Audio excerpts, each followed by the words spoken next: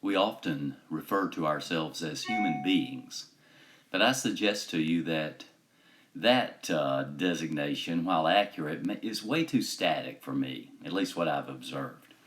In last Sunday's text from Hebrews 13, I was captured by the prospect that when we entertain strangers, we may find ourselves in the company of angels, unaware.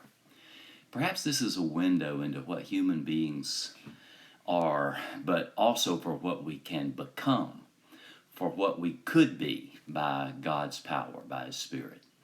Is that what the writer of Hebrews was getting at when he cautioned us to consider the possibility that we might be in the company of angels without even knowing it?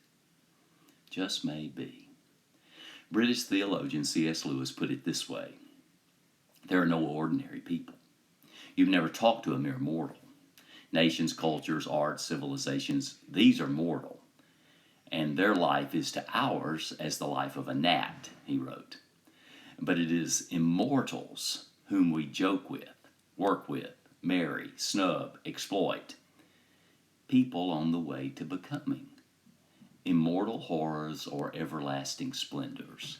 It's a serious thing to live in a society of eternal beings, to remember that the dullest and most uninteresting person you talk to may one day be a creature which, if you saw it now, you would be strongly tempted to worship, or else a horror or a corruption such as you now meet, if at all, only in a nightmare. All day long, we are, in some degree, helping each other to one or another of these destinations. It's in the light of these overwhelming possibilities, it's with the awe and circumspection proper to them that we should conduct all our dealings with one another. All friendships, all loves, all play, all politics. Our love, our charity, must be a real and costly love, with a deep feeling for the sins in spite of which we love the sinner. For next to the Blessed One Himself, your neighbor is the holiest object presented to your senses. That's C.S. Lewis. When Jesus burst out of the stone tomb on Easter morning and appeared to His followers, He gave us a mission. The marching orders were very simple. As the Father has sent me, so send I you. That's John 20:21.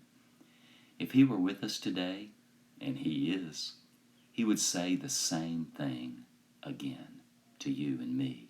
My friend, there are people out there who are mere strangers to you, but I know each one of them intimately, and let me tell you, no matter how well or poorly put together they may be, they are really just frightened children bound for glory or misery. What you and I show them of God's love may make all the difference.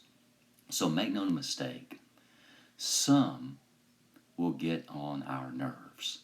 Some won't seem to have any time for us whatsoever. Some may even push you away if you try to get close. But let's not be fooled by the tombs that they hide in, for with our help, God can set them free. Be encouraged by this promise today.